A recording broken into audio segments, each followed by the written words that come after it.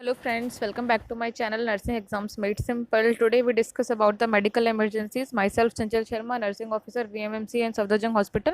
Let's start. Here we talk about the emergency situations. There are some concepts related to the first aid. When we start the first aid, the first thing came in our mind is ABC. You have to remember this ABC. Actually this is ABCDE. Okay?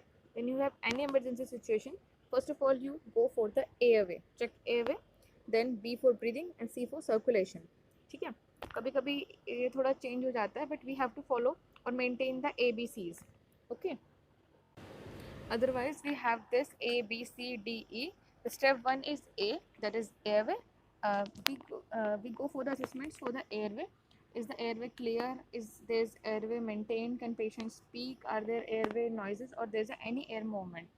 ठीक है, तो हम सबसे पहले patient का airway check करेंगे. Then management के लिए हम एयरवे में क्या करेंगे, पेशेंट को पोजीशन करेंगे. If there is any drainage और देनी तो सक्शन करेंगे, पोस्टल ड्रेनेज यूज़ करेंगे और एयरवे मैनुअर्स का यूज़ करेंगे और एयरवे एजेंट्स लगा के पेशेंट का एयरवे मेंटेन करेंगे. Then we move on to B is breathing step 2. Then we check here the respiratory rate, SPO check करेंगे, रेस्पिरेटरी पैटर्न देखेंगे क्या है, चेस्ट की सिमेट्री चेक करेंगे कि अगर पेशेंट को कोई भी ट्रॉमा हुआ है तो चेस्ट की सिमेट्री चेंज हो जाती है. एक्सेसरी मसल्स का को देखेंगे, पेशेंट का कलर चेक करेंगे कि अगर उसको साइनोसिस हो रहा है तो. देन मैनेजमेंट कैसे करेंगे, पेशेंट को पोजीशन करेंगे, सही से ऑक्सीजन थेरेपी प्रोवाइड करेंगे और if required then assistant ventilation देंगे. स्टेप 3 में सर्कुलेशन आता है, मैनुअल पल्स चेक करेंगे पेशेंट की, ब्लड प्रेशर चेक करेंगे, कलर क्या है, कैपिलरी रिफिलिंग टाइम देखेंगे एंड मैनेजमेंट में हम पेशेंट को पोजीशन करेंगे. Step 4 is disability. इसमें हम एवीपीयू करेंगे. एवीपीयू हमारे पास क्या होता है, ये एक लेवल ऑफ कॉन्शियसनेस का असेसमेंट चार्ट होता है जो हम अडल्ट या फिर बच्चे दोनों के लिए यूज़ कर सकते हैं. I will show you. Here we have the AVPO. A is for alert, V for voice, P for pain and U for unresponsiveness. A for alert. अगर हम adult behavior check करते हैं तो you can check कि eyes spontaneously open हो रही हैं, patient aware है, responsive है अपने environment से या फिर वो commands follow कर रहा है. सेकेंड इज बी, अगर पेशेंट अलर्ट नहीं है, अपने कमांड्स फॉलो नहीं कर रहा है तो देन ये चेक करो कि पेशेंट अपने आइज़ को ओपन करता है हमारे वर्बल कमांड्स पे या फिर वो रिस्पॉन्ड करता है जब हम उससे कुछ बोल रहे हैं. Third is pain. अगर पेशेंट अलर्ट नहीं है, पेशेंट हमारी वॉइस को भी रिस्पॉन्ड नहीं कर रहा है, then check for the pen.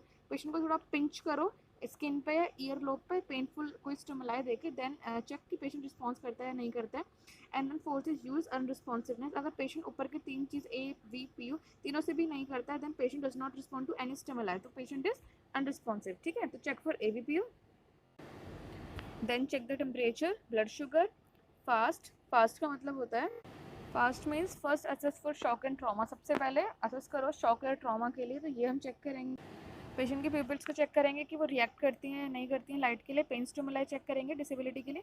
Management क्या करेंगे इसमें, पेशेंट को अगर हम ब्लड ग्लूकोज चेक कर रहे हैं, हमें हाइपोग्लाइसेमिया मिलता है तो पेशेंट को ग्लूकोज सप्लीमेंट्स देंगे. अगर टेम्परेचर है पेशेंट को तो टेम्परेचर मैनेजमेंट करेंगे. अगर पेशेंट को पेन है तो पेन मैनेजमेंट करेंगे अकॉर्डिंगली टू सिम्टम्स. हमारे पास स्टेप 5 जो है वो एक्सपोज. एक्सपोज मतलब परफॉर्म हैंड टू टू. उसके बाद हम पेशेंट का जो हेड टू टो है वो पूरा एग्जामिनेशन करेंगे फ्रंट और बैक का. अगर कोई भी अबनॉर्मलिटीज़ वगैरह होती है तो हम उसके अकॉर्डिंग उसका मैनेजमेंट करेंगे. ठीक है, तो ये है हमारा ABCDE. ये इंपॉर्टेंट है सबसे पहले फर्स्ट एड में. ओके, सेकेंड इंपॉर्टेंट थिंग हमारे पास आती है कि प्रोवाइड फिजिकल सेफ्टी. ठीक है, तो first of all we have to remove the patient from the immediate danger. ठीक है, if there is any bleeding then control bleeding. Any if there is any मतलब पेशेंट को अगर कोई ऐसी इंजरी हो जाती है जैसे उसको स्पाइनल कॉलम या फिर उसकी बैक में चोट लग जाती है तो हम उसका अननेसेसरी मूवमेंट नहीं करवाएंगे स्पाइनल कॉलम एक्सट्रीमिटीज़ का. उसकी नेक पे नेक ब्रेस लगाएंगे, बैकबोर्ड लगाएंगे. कंसिडर करेंगे कि पेशेंट को ट्रॉमा हुआ ही है जब तक कि हम उसको रूल आउट नहीं कर लेते रेडियोग्राफ करवा के. पेशेंट का लेवल ऑफ कॉन्शियसनेस चेक करेंगे, ये मैंने आपको बता दिया कैसे चेक करेंगे, AVPU यूज़ करके. A for alert, B for voice, P for pain and U for unconsciousness. Okay, one assessment is done तब हम पेशेंट को प्रायोरिटाइज करते हैं. इसमें हमारा आता है ट्राई सिस्टम.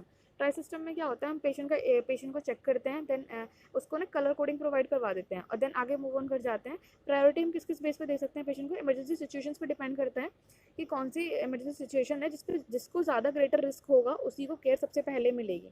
ठीक है, ठीक है, इसमें हम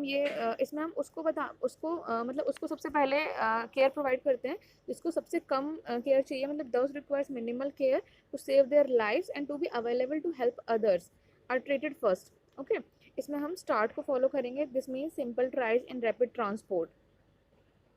इसमें हमारे पास कलर कोडिंग होती है। जैसे फर्स्ट हमारे पास रेड कलर हम उन पेशेंट्स को देते हैं जो क्रिटिकली इल होते हैं और जिनको इमीडिएट केयर चाहिए होता है, ठीक है। जैसे कि कोई कार्डियक अरेस्ट का पेशेंट है जिसका रेस्पिरेटरी रेट है वो लो हो रही है, patient is breathing but patient is unconsciousness, तो ऐसे पेशेंट्स को हम इमीडिएट केयर देंगे।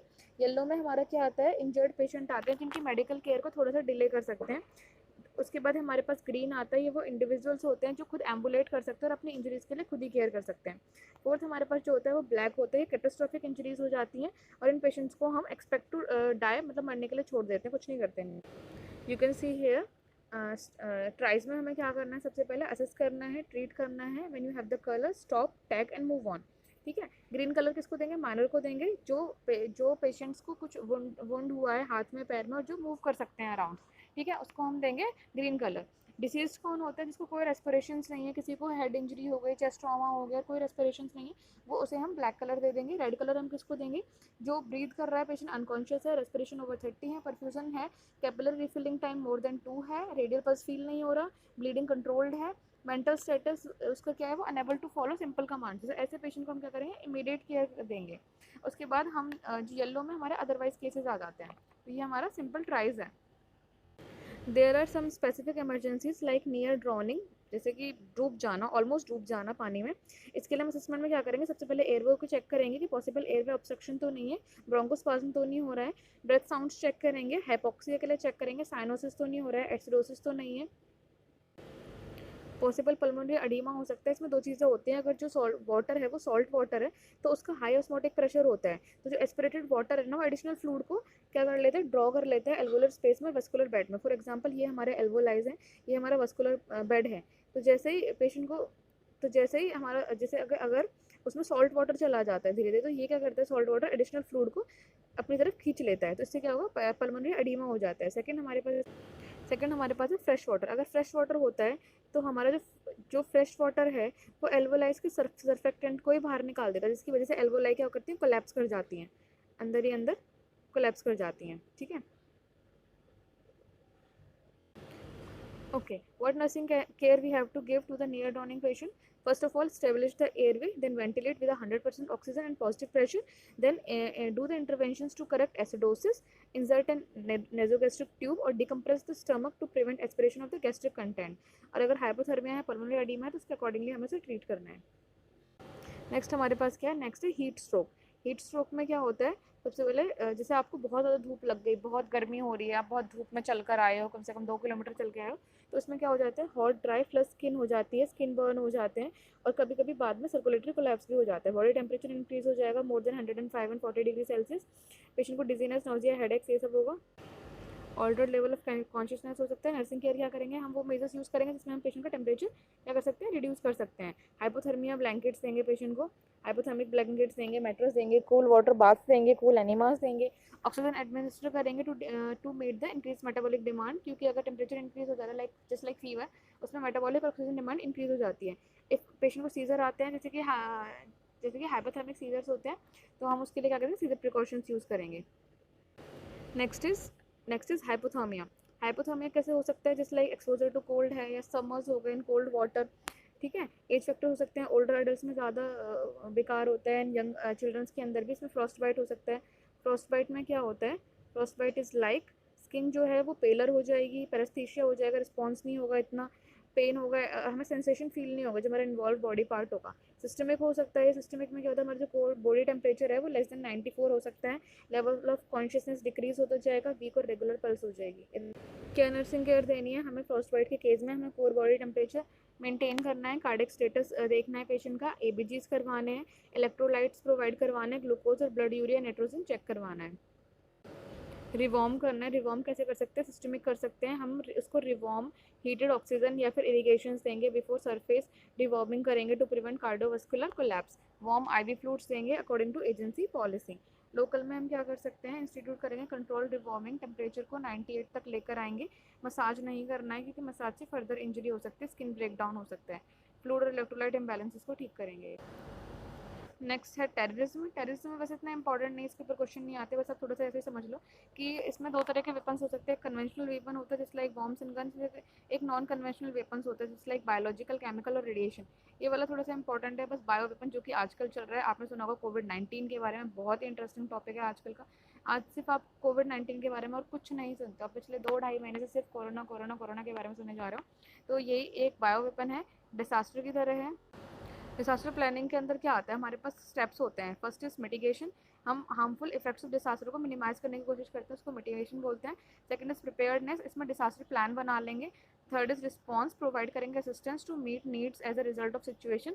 एंड फोर्थ इज रिकवरी, हमें वापस रिकंस्ट्रक्ट करना है अपने आप को। अभी हम अपने कोविड-19 के कौन से फेज में चल रहे हैं, हम मिटिगेशन फेज में चल रहे हैं, ठीक है। और हम साथ साथ थोड़ा थोड़ा प्रिपेयर्डनेस का प्लान भी बना के रख रहे हैं। नर्सिंग रिस्पॉन्सिबिलिटीज़ क्या होती हैं किसी भी नॉन कन्वेंशनल टेररिस्ट या फिर बायो वेपन के टाइम पे? क्या कर सकते हैं, देखो आपने कोविड-19 को सोच के ही चलो, हम क्या कर सकते हैं, सबसे पहले सर्वेलेंस कर सकते हैं। हमें डिटेक्ट करना है, रिपोर्ट करना है कोई भी अनयूजुअल पैटर्न या फिर कोई क्लिनिकल इंडिकेटर होता है। जैसे कि अगर कोविड-19 चल रहा है तो हम पेशेंट्स को ये पेशेंट क्या, हम सबको ये एजुकेट करते हैं कि कोविड-19 के सिम्टम्स क्या क्या हो सकते हैं। फीवर होता है, पेशेंट्स को ब्रीदिंग डिफिकल्टी होती है, ठीक है। इसके अलावा हेडेक हो सकता है और सोर थ्रोट हो सकता है, कफ हो सकता है। तो ये अगर आप में ऐसे कोई भी सिम्टम्स है, आसपास किसी को ऐसे भी सिम्टम मिलते हैं, तो आपको उन्हें डिटेक्ट करना, रिपोर्ट करवाना है, ठीक है। सेकंड इज इम्यूनाइजेशन, अगर कोई ऐसी डिसीज है जिसका इम्यूनाइजेशन बन चुका है, वैक्सीनेशन बन चुका है, तो सबसे पहले नर्सेज को क्या करना है, इम्यूनाइज करना है खुद को, देन एडमिनिस्टर करना है immunisation to the individuals as available, ठीक है। सबको जैसे इसका मैं एग्जांपल देती हूँ। जैसे I was working in surgical ICU there, तो वहाँ पे एक पेशेंट आया था H1N1 का, तो सबसे पहले स्टाफ के लिए H1N1 का वैक्सीनेशन आया था, ठीक है। तो इसको इसी इसी को बोलते हैं, उसका इम्यूनाइजेशन करवाएंगे। नेक्स्ट थिंग इज़ आइसोलेशन, अगर आपको पता है कि आपको वो सिम्टम्स हो चुके हैं या आपको वो डिसीज़ हो चुकी है, तो आपको क्या करना है, स्टैंडर्ड और ट्रांसमिशन बेस्ड के प्रिकॉशंस यूज़ करना है। बायो टेररिज्म एविएंट के लिए आपको पूरा पर्सनल प्रोटेक्टिव इक्विपमेंट यूज़ करना है, ये सब कुछ आपको पता हुआ है, ठीक है। उसके बाद हम डिकंटामिनेशन यूज़ करेंगे, हम अपने सारे क्लॉथिंग और ज्वेलरी है उसको रिमूव करेंगे, थॉरोली शावर लेंगे विद सोप एंड वाटर, अपने अपने आप को या फिर अपने कपड़ों को ब्लीच सोल्यूशन से रिंस करेंगे 15 मिनट्स के लिए, ताकि रेजिडुअल केमिकल वगैरह सब कुछ निकल जाए। बायो वेपन के एग्जाम्पल या फिर ट्रीटमेंट क्या करेंगे, उसका एज अवेलेबल जो ट्रीटमेंट होगा वो कर सकते हैं। ये पुराने एग्जाम्पल्स दिए हुए हैं, लाइक एंथ्रेक्स है तो सिप्रोफ्लॉक्सासिन देंगे, नर्व एजेंट्स हैं तो एट्रोपिन देंगे, इंटरनल रेडिएशन है तो चिलेटिंग यूजेंट्स करेंगे कंटामिनेट वाटर को ठीक करने के लिए। इसमें एक और चीज़ ऐड होने वाली है हमारे बायो वेपन में, वो है कोविड-19, आगे आने वाले बुक्स में ऐड हो जाएगा, ठीक है। इसी के साथ हम अपना फिनिश करते हैं हमारा emergency situations. Okay, bye bye. और इसी के साथ मेरा मौसवी का फंडामेंटल्स भी खत्म हो गया है, तो आगे देखिए अब मेडिकल सर्जिकल शुरू करेंगे, बड़ा इंटरेस्टिंग होने वाला है।